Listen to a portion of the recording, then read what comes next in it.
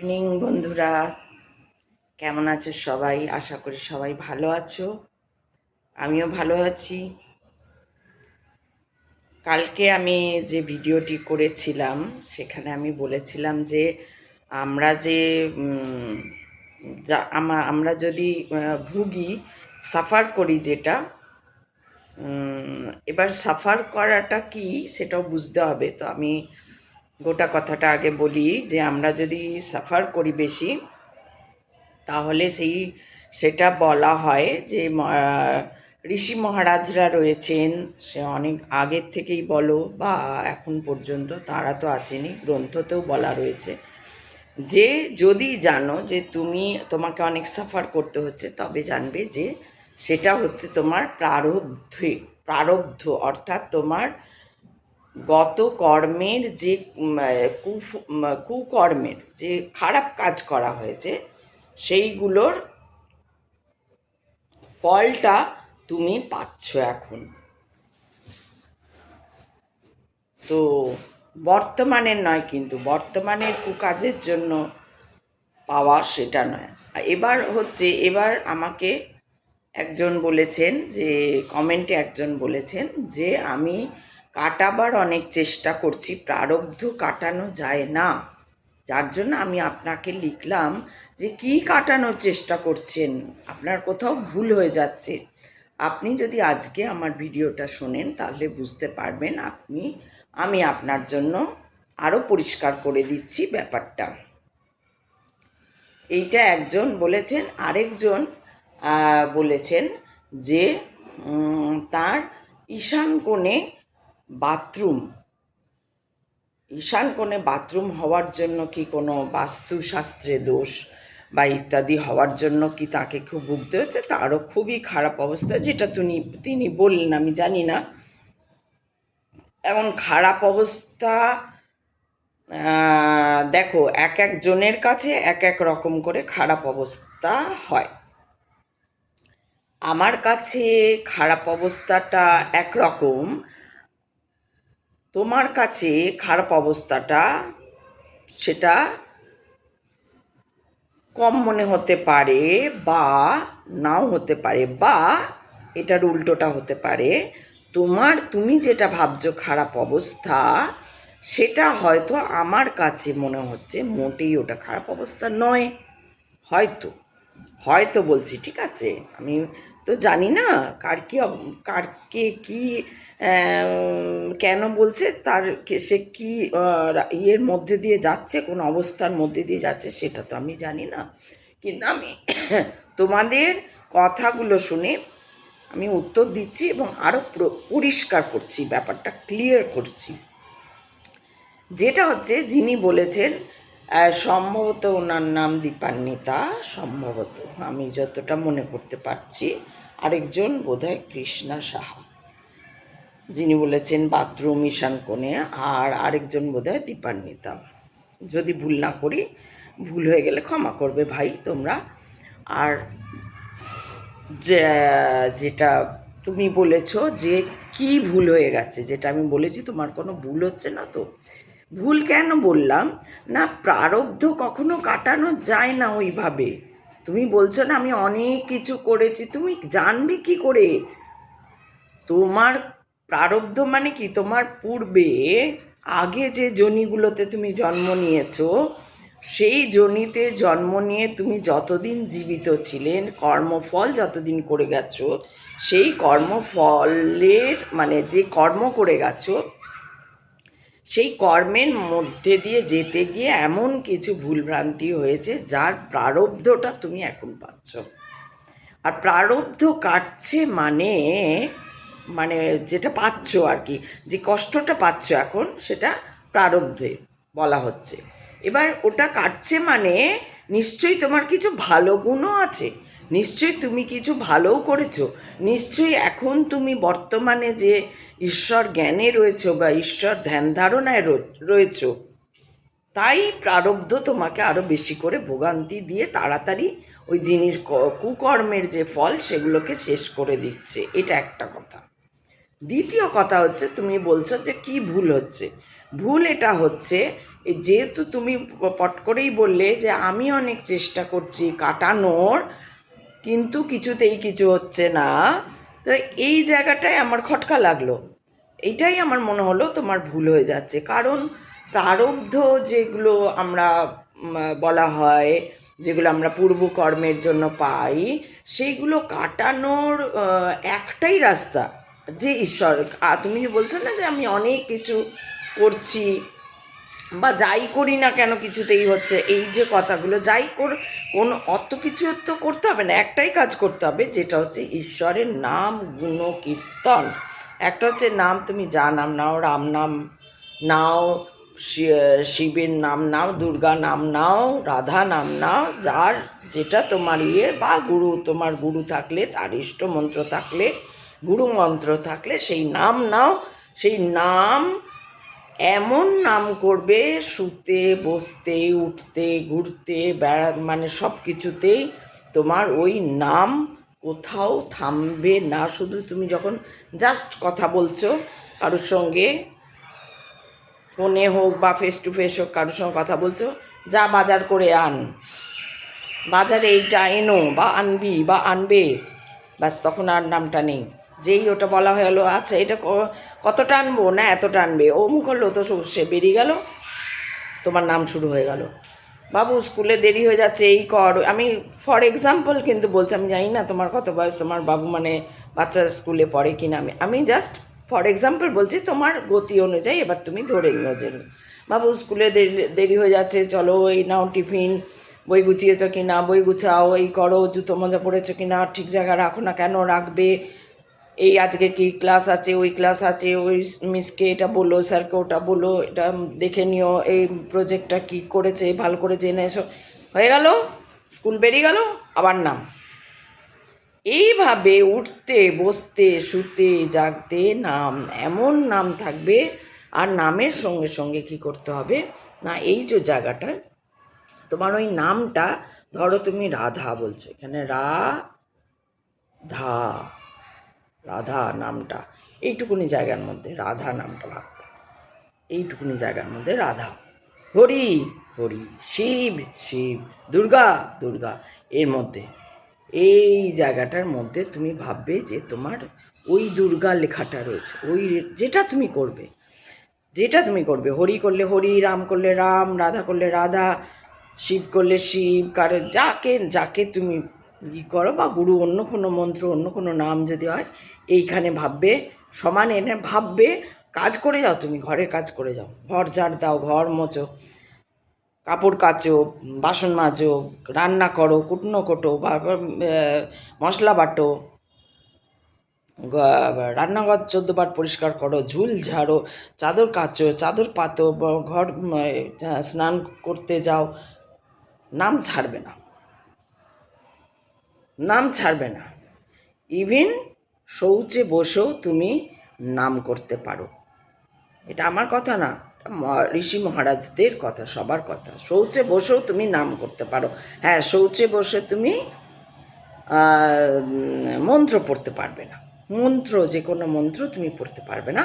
শৌচে বসেও তুমি নাম করে যেতে পারো, রাধা রাধা রাধা রাধা রাধা রাধা, বা কৃষ্ণ কৃষ্ণ, হরে কৃষ্ণ হরে কৃষ্ণ হরে কৃষ্ণ, বা রাম রাম রাম রাম রাম রাম, যা তোমার তুমি করে যেতে পারো ওখানে বসে। হলো? এইবার তুমি কি বলে কি ভুল হচ্ছে, আদৌ কি ওটা প্রারব্ধ, এই জায়গাটা দেখতে হবে। আদৌ কি তুমি যেটা ভাবছো সেটা কি তোমার প্রারব্ধ, নাকি প্রারব্ধ মানেও আবার আছে। প্রারব্ধ মানে হচ্ছে তুমি ধরো এই জন্মে, এই যে জন্মেছো, জন্মের পর থেকে কারুর সঙ্গে তোমার কোনো লেনা দেনা নেই, উপরন্তু তুমি কারুর সাথে পাশে থাকো না, চেষ্টা করো মানুষের ভালো করার। কারো শরীর খারাপ হয়ে গেল, তুমি গিয়ে দাঁড়াও, রাস্তায় কারুকে দেখলে খেতে পাচ্ছে না, তুমি তাকে ডেকে খেতে দাও, তুমি মনে রাখো না, খেতে দাও, তুমি যাকে যা উপকার করো তুমি ভুলেই যাও। তুমি কাউকে ধারও দিয়েছো, হয়তো তুমি ভুলে গেছো, কেউ বলেছে আমাকে ধার দেবেন, হয়তো তুমি তাও দিয়েছো, কিন্তু তুমি ভুলে গেছো, তোমার আমার মনেই নেই, তুমি ধার চাওয়া তো দূরের কথা, তুমি ভুলেই গেছো ওকে ধার দিয়েছিলাম। কাউকে কিছু খাইয়েছো, কাউকে কিছু দান করেছো, কাউকে কিছু মানে কি বলবো, উপকার করেছো কোনো, কেউ খুব বিপদে পড়ে গেছিলো, তাকে সেই সময় গিয়ে তুমি উপকার করেছো, কিন্তু তুমি কোনো উপকার তোমার আজকে মাথায় নেই। তুমি কাউকে কোনো দিন বলনি যে আমি তোমার জন্য এত করেছি, আমি তোমার জন্য এত করেছি, আমি তোমার জন্য তত করেছি, তোদের জন্য আমি এত করলাম, তোদের জন্য আমি স্যাক্রিফাইস করলাম, ছেলে মেয়েদের হোক বা স্বামীকে হোক বা শ্বশুরবাড়ি হোক বা বাপের বাড়ি হোক। কোনো দিন তুমি কোনো অন্যায় করনি এই জন্মে, কোনো অন্যায় করনি। যদি এরকম হয় তুমি তখন তোমার মনে হবে না যে ভাই আমি তো কারুর কোনো অন্যায়ও করি না। আবার তুমি অন্যায় দেখেও চুপ থাকোনি, এটাও হতে হবে। অন্যায় দেখে চুপ, এটাও অন্যায়। তুমি হয়তো তোমার আশেপাশে কেউ খুব অসুস্থ বা খুব মন খারাপ, তুমি তখন দেখোনি তাকিয়ে, তখন তোমার বাড়িতে হয়তো সত্যনারায়ণ পুজো করেছো, তাদেরকে হয়তো ডাকোনি, হয়তো তাদের কোনো কারণে খুব খারাপ অবস্থা হয়ে গেছিলো হঠাৎ, তুমি তাদেরকে ডাকোনি, দেখোনি সেই সময়, তখন তোমার হয়তো অবস্থাটা ঠিকঠাক ছিল না, ঘরে সত্যনারায়ণ পুজো করেছো, ঘরে পূর্ণিমার পুজো দিয়েছো, ঘরে লক্ষ্মী পুজো করেছো, বা কোথাও তোমার অহংকার কোনোভাবে কাউকে দেখিয়েছো, তার মানে তুমি ধর্মের অপব্যবহার করেছো, তার মানে তুমি ধার্মিক নও, অধর্ম করে ফেলেছো, তার শাস্তি তুমি পাচ্ছ হয়তো। আমি বলছি না এটা সত্যি, আমি বলছি যদি এরকম হয়, মিলিয়ে দেখো এগুলো, যদি এরকম হয় যে প্রারব্ধ কি, প্রারব্ধ হচ্ছে আমি ভাই কোনো দিন কারুর, যেমন আমি কারুর সাথে পাচে থাকি না, কিন্তু আমি ভীষণ প্রতিবাদী, আমি অন্যের জন্য জান দিয়ে দিতে পারি, দিয়েওছি।